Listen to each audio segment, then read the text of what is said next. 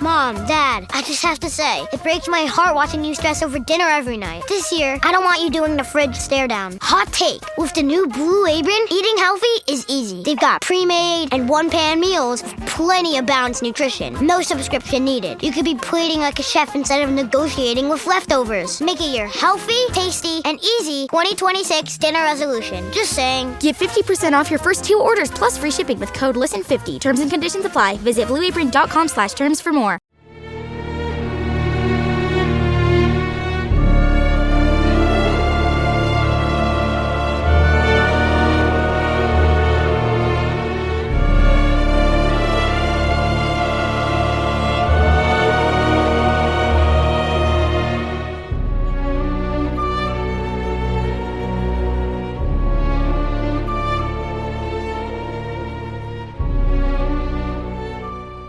What am I looking at? Isn't it obvious, officer? No, Mr. Paluzzi, call me Bob. No, Bob, I can't say it's obvious. Tell me. Bob Paluzzi was kneeling by his 25-inch TV and pointing at the screen, trying to illustrate what was being watched by him and Officer Peel. Look at the lights, officer. Rotating counterclockwise. What else could do that besides, Officer Peel was slowly rotating her neck from side to side and then rewrapped her ponytail, trying to remain calm and understanding. Even in the presence of Bob and his videotape, which, according to him, was proof of... Yes, Bob? Bob stood up and put his arms out wide as if to illustrate the magnitude of the impending word. Do I need to say it, officer? It's right there on my TV! Officer Peel took a deep breath and then took a couple steps toward the front door away from the living room.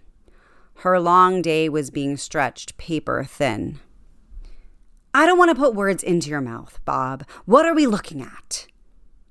This, officer, is proof of a UFO. Peel was looking around the living room, trying to sniff out a full picture of this man. Do you live alone, Bob? Yes, but I don't date cops. Excuse me? Peel asked, confused. May I show you something, officer?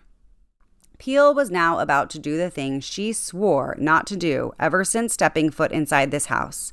Sit down. She knew if she sat, it would give Bob license to talk more, and she was really trying to get out of here as soon as possible. But thanks to her nagging back pain and her high levels of empathy, she felt like it was time to get off her feet and actually listen. Sure, she said. Check this out, Bob exclaimed, as he began to manually turn the volume dials up on his TV. The wind was pounding against his video camera along with his heavy breathing. You can hear me, right? You can hear the wind, right? So why can't you hear the UFO? 'Cause it's a UFO. It moves in silence with technology that's literally light years ahead of ours. Bob was waiting for Peel to jump on his train of enthusiasm, but instead she just sat there, staring at him, dead-eyed, scratching the back of her ear. You're looking at me like you don't believe, officer.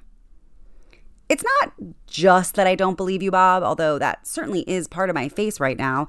It's that you called 911 for that? Who was I supposed to call? The CIA? The FBI? The president? I'd be happy to if I had their numbers. But all I got is the Brewster Police Department. How tragic for you, Bob. You know what I mean, officer. Here. Bob pressed stop and then eject so he could take the tape out of his VCR and give it to Peel. Take it. I got copies. Show it to your supervisor. As she took the tape into her hand, I'll be sure to do that, Bob. Thank you, officer. Please, let me know what he says. The more eyes on this, the better. We're gonna need all hands on deck for this one. Good night, Bob. Good night, officer. And remember, we're not alone. Just the sound of the beer can opening made her relax. Peel needed the beer. She'd been looking forward to this moment all day, hitting the couch at the exact moment that her beer opened. Right as her dog, Mint, a 13-year-old black lab, lay on the floor in front of her. Beer, couch, dog. What a glorious combination of comfort. "Hey, babe," she heard nearby from a man who walked into the room. "Hey, handsome." Sitting next to Peel after lifting up her legs and then placing them down onto his lap was Ike. "Long day?" "One of the longest." "Too long for a little?" Peel could feel his wink and then proceeded to kick off her shoes and responded with a "Foot rub? No, sir, I've certainly got enough energy for that." Peel smiled as Ike obliged and began to rub her feet before asking, "What movie?" "Oh, I don't know," Peel told him. "I just turned on the TV and this was playing." "No," Ike said. "That one." Peel forgot it was laying next to her. The tape. Bob's tape. "Oh, well, it's..." Ike stopped rubbing her feet just long enough to say, "It's what?" "According to some quack, it's a UFO." "Have you watched it?" "Oh, lower. Get the heel." Ike stopped rubbing feet so he could watch some tape. "Babe, no, please don't." Before Peel could finish the sentence, Ike had put the tape into their living room VCR. "Feet are gonna have to wait, my love. We got E.T." Ike was inches away from the screen, squinting and turning up the dial on their TV. "It's not E.T., it's BS," Peel told him, sipping her beer. "Huh." Peel found Ike's interest interesting. "Huh, what?" "Well, first off, you can hear him breathing, which is creepy. And you can hear the wind, but you can't hear the UFO." "Plane! It's a plane," Peel said, correcting him. "Whatever it is, you can't hear it. That's interesting. Secondly, unless this Bob fellow works for Steven Spielberg, I'd say his visual effects capabilities are state of the art, right?" Peel didn't want to admit that Ike was right. The video was interesting, but this wasn't what she had in mind when she joined the police department 15 years ago. Plus, her back hurt, which meant her feet hurt, which meant her neck hurt, which meant her head hurt. "If I say yes, will you keep rubbing my feet?" "It'll certainly improve your odds." "That's definitely a creature from outer space. Now please, with sugar on top. Rub, darling." And then, just as Ike's healing hands started to rub her aching heels, her walkie beeped. Father, or should I call you Steve? Since it's a new year, maybe we should start cooking fresh with fewer smoke alarms this time. Your cooking's improving, but I can see the stress in your eyes. Anna's mom used this Blue Apron assemble and bake thing during our playdate. Pre-chopped ingredients, over 40 grams of protein, and just one pan to clean up. She just tossed it in the oven and boom, plating like she's got followers. So go to blueapron.com, Steve. Make 2026 the year you win dinner. Blue Apron. Get 50% off your first 2 orders plus free shipping with code LISTEN50. Terms and conditions apply. Visit blueapron.com/terms for more. Hello, it's Lena Dunham. I host a podcast called The C Word with my dearest friend and historian of bad behavior, Alyssa Bennett. What is up? It's a chat show about women whose society is called crazy. We're going to be rediscovering the stories of women's society dismissed by calling them mad, sad, or just plain bad. Listen to and follow The C Word with Lena Dunham and Alyssa Bennett. Available now wherever you get your podcasts. William A. Pollard, driving along Interstate 84. Saw an object hovering about 30 feet from the ground in a field. He described it as a, quote, gigantic triangle with lights. Pollard said it shot straight up into the sky after turning off its lights. Pollard said he had seen the lights many times, but the first time was very different from everything he saw later. It was, quote, rigid. Where do you find this trash, Pax? This trash? You mean the New York Times? Paxton said while holding up the New York Times paper in the direction of Harrelson. These two cops were always busting each other's chops, much to the delight of anyone around them. Pretty quiet over there, Harrelson. What's the matter? My intelligence got your tongue? Don't they have better things to report on? There's not enough going on in the world they have to write about nonsense. The waitress stopped by to refill their coffee cups. They thanked her by name as Paxton continued to read out loud until Harrelson stopped him again. We got it, Pax. You're starting to sound like... What was the name of the Looney Tune you got, Peel? The one who showed you a video in his living room? Peel was sitting opposite of Harrelson, next to Paxton, against the window in the booth as she sipped her coffee and closed her eyes in frustration. Bob something. I can't remember his last name.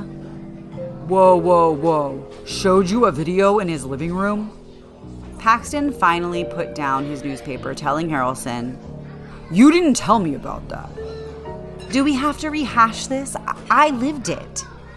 We most certainly do. What happened? Before Peel could even interrupt this story about her that she had tried to forget, Paxton was telling Harrelson all about it. Every detail, which he seemed to memorize better than Peel. Excluding Bob's last name, which nobody could remember. Something with a T, they guessed. Was that it? You never saw him or E.T. again? Again, Paxton chimed in, relishing the chance to make her relive this. That very same night, Peel got sent to Indian Point because security guards saw something hovering above the nuclear power plant. They said it was 500 feet in diameter. 300, Peel corrected him.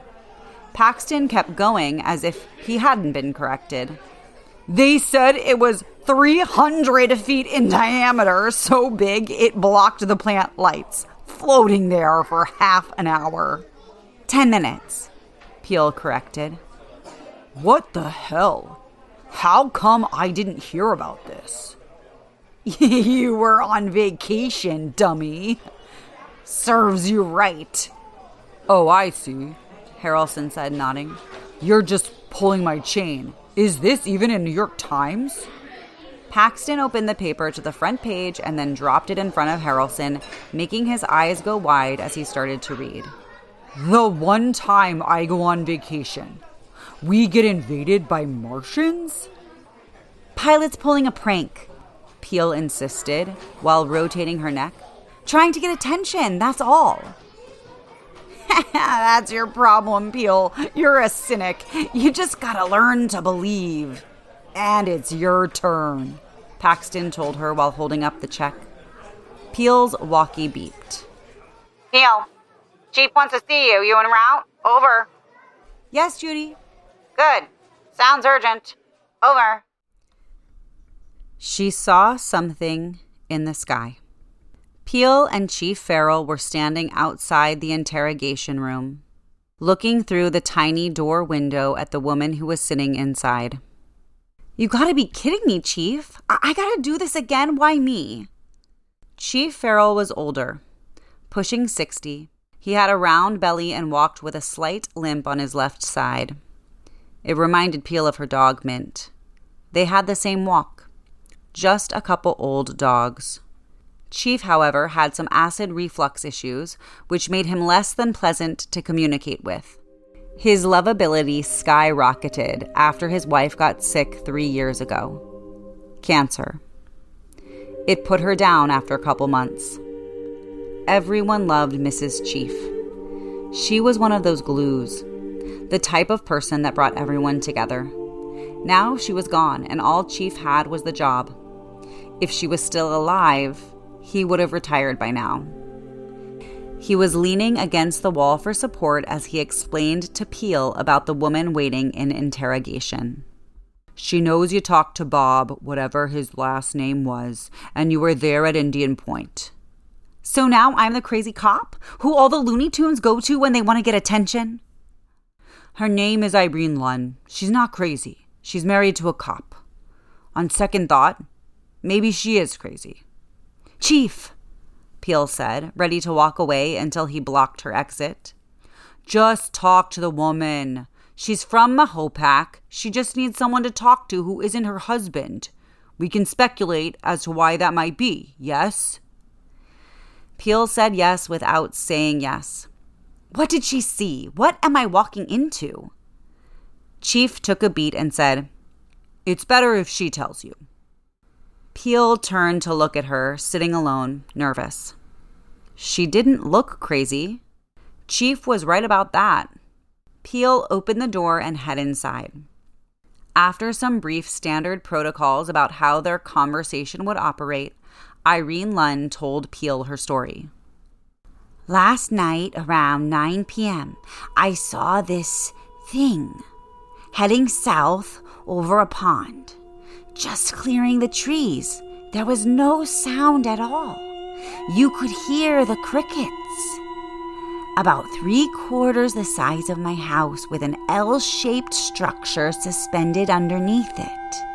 At one point, all the lights went green, then red. Then they went back to a pattern of green and red and white. I felt like it was letting us know it knew we were watching it. That was scary.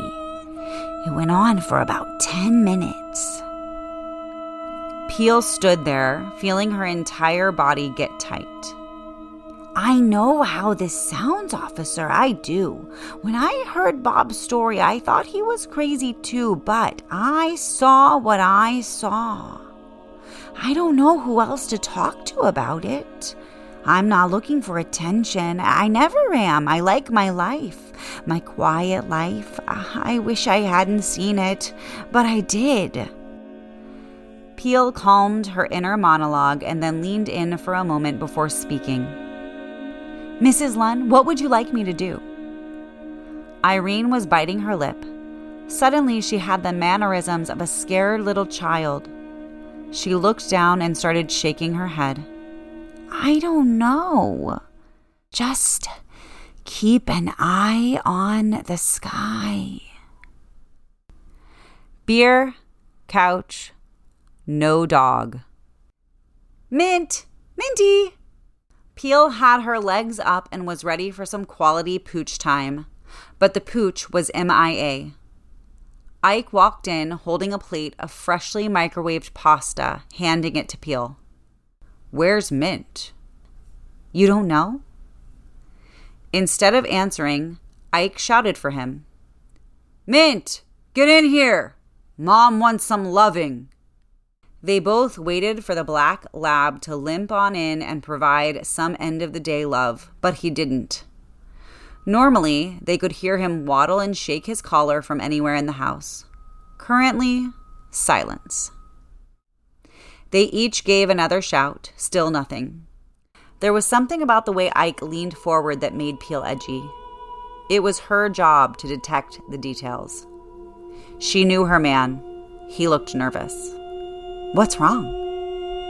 Ike turned to her, opened his mouth, paused, and then got up to walk outside into the yard. Ike! Ike!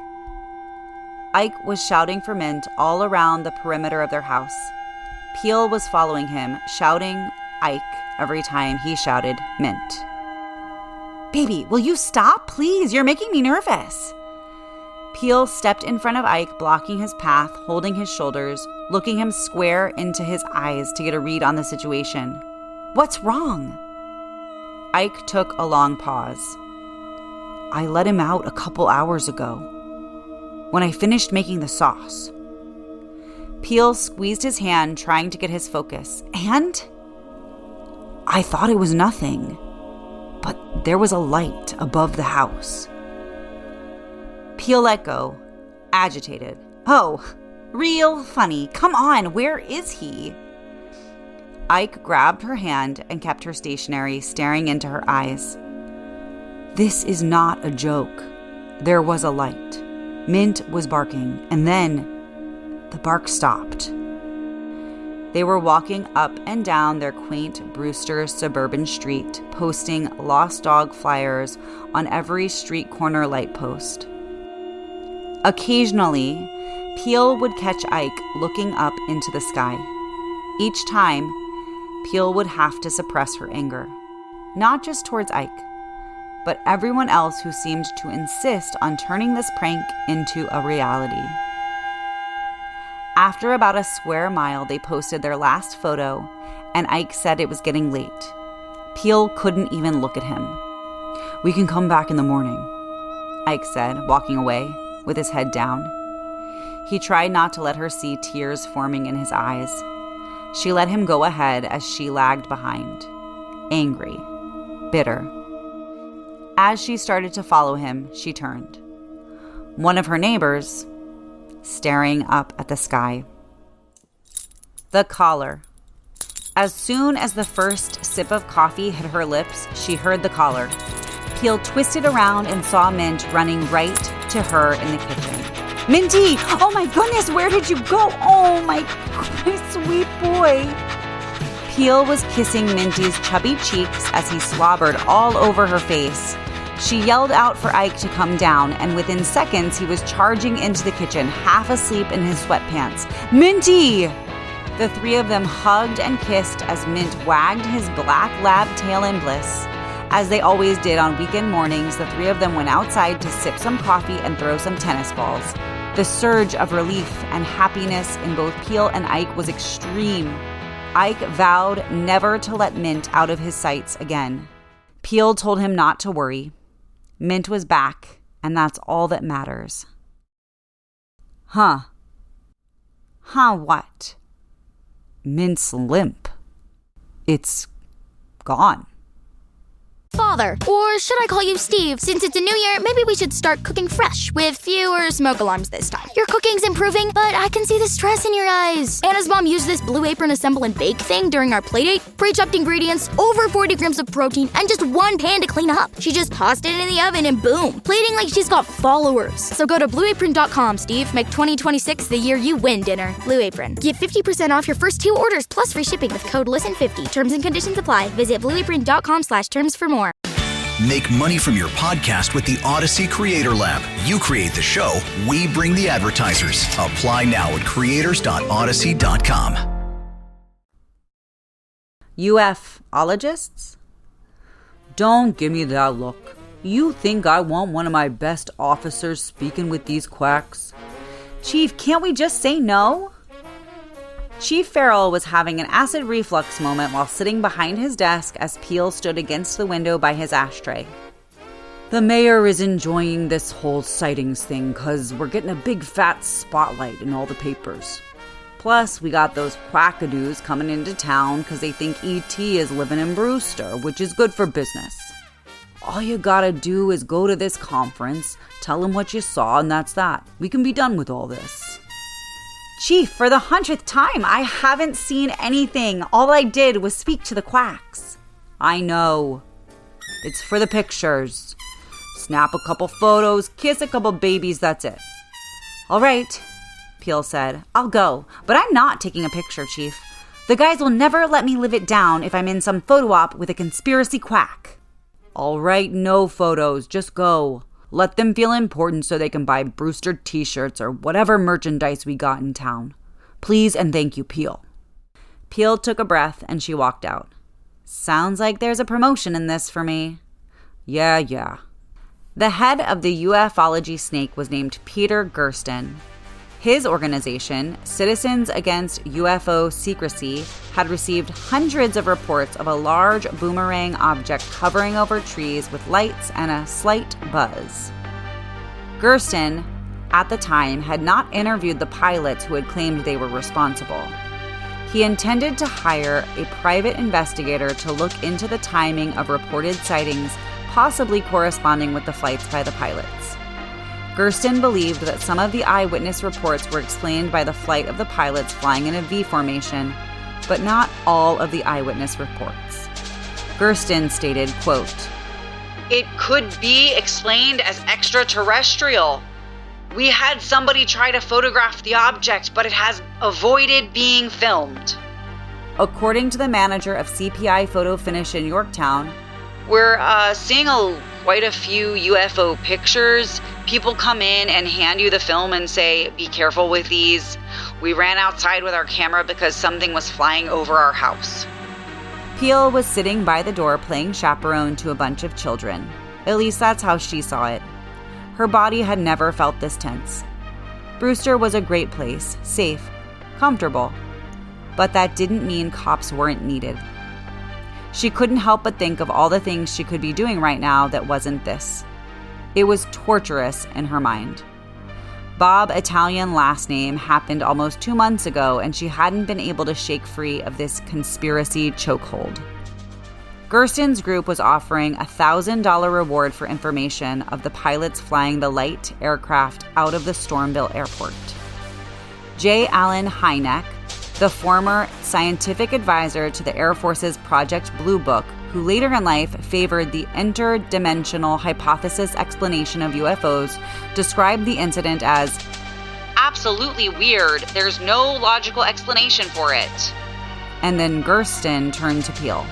Fortunately, we have an officer who was directly involved in the sightings here with us today. Officer Peel, may we ask you to describe your experience with the UFOs?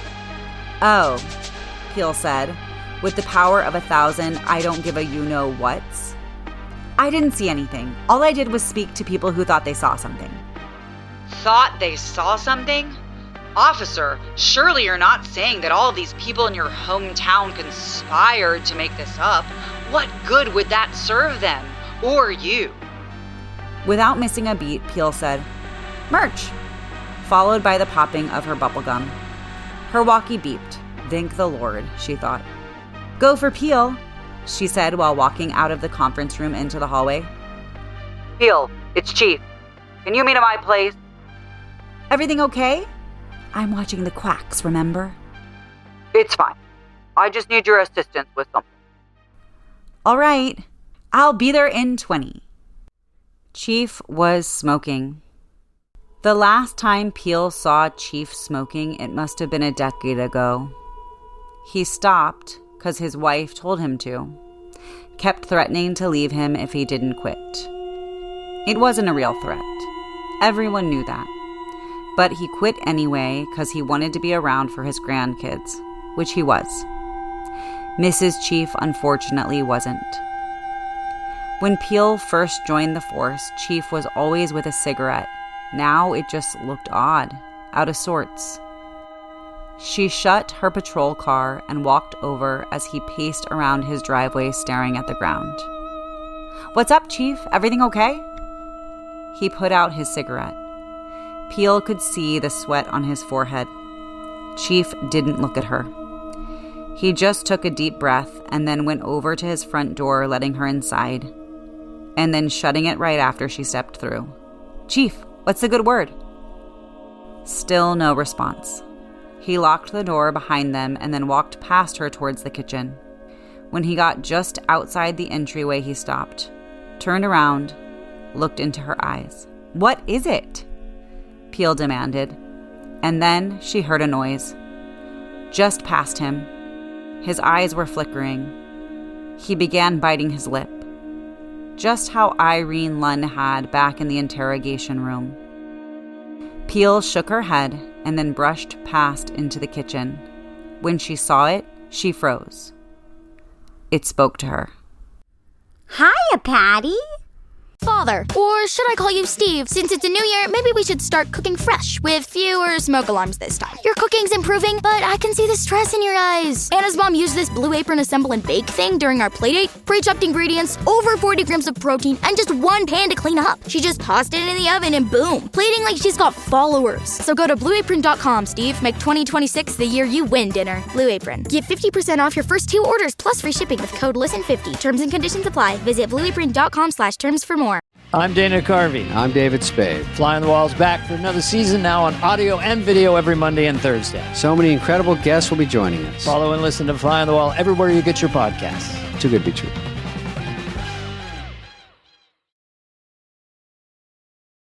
Mrs. Chief standing in the kitchen, washing dishes with a big smile on her face. Are you hungry, hun? I was just about to make sandwiches for me and Bruce. Peel was clutching the wall behind her. She slowly slid down against it. Mrs. Chief darted over to make sure she was okay. Bruce, get some water and a washcloth. Mrs. Chief was rubbing Peel's shoulder, trying to calm her down. Bruce, step on it, please. She's dehydrated. It's all right, sweetheart. It's hot outside, I know. Chief walked over, handing a glass of water and a washcloth. Mrs. Chief began to dab Patty's head with it as she held the glass of water. Big breaths, Patty, big breaths. Peel's eyes began to tear up and she finally stood, darting through the kitchen and then out of the back door into the big yard. It only took a couple of feet for her to puke all over the grass. Chief walked out, standing behind her as she tried to catch some air, grasping for sanity. I don't understand, Peel said. I don't understand. Chief sat next to her and lit another cigarette. His hand was shaking. Chief, talk to me. He shook his head, his trembling, terrified head. I woke up this morning, went downstairs, and... He sensed something from nearby. He turned to see it and then looked away. Peel turned to see what he saw. Mrs. Chief, standing behind at the back entrance, waving and smiling behind the glass door. It was her, Peel thought. The only thing she could say was, "How?" "I don't know." His eyes raised up again to match hers. "We can't tell anyone." "Tell anyone what?" "We can't." Peel stood up, just to make sure her legs still worked, to make sure she was still alive. "Chief, why am I here?" "Because," he said, "I had to make sure she was real." Peel knelt down again. She took his hand when she said it. "You can't expect me to just walk away and forget what I saw." "I know. I'm gonna retire. Effective tomorrow morning, and then... And then what?" "I don't know. But it'll be with her." There was a slight chill in the air. Peel was sitting in the vast backyard of the retirement home that housed her father. It was in nearby upstate New York, the Elizabeth Brewster House in Cortland County. He had been there for almost 3 years. Dementia had been slowly chipping away at his memories. It wouldn't be long until he forgot her altogether. There were good days and bad days. Today had mostly been a good day. He remembered her and even smiled when she walked into his room. Since fall was around the corner, they decided to eat some sandwiches outside. Their conversations were much shorter than they used to be. He was embarrassed for being so forgetful, and she didn't want to make him ashamed.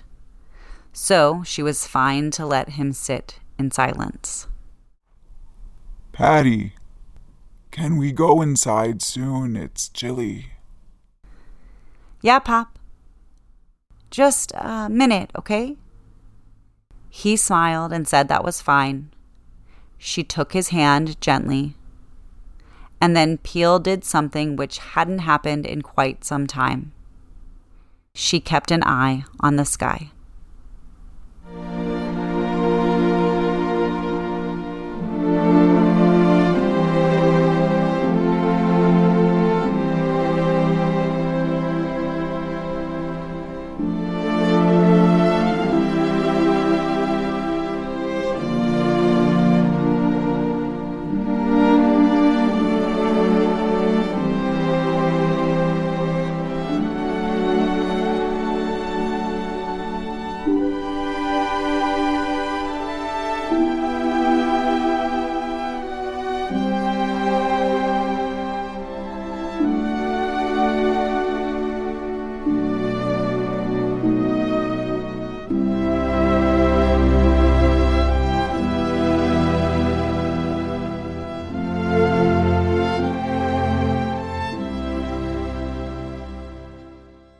So here's the thing with homemade meals.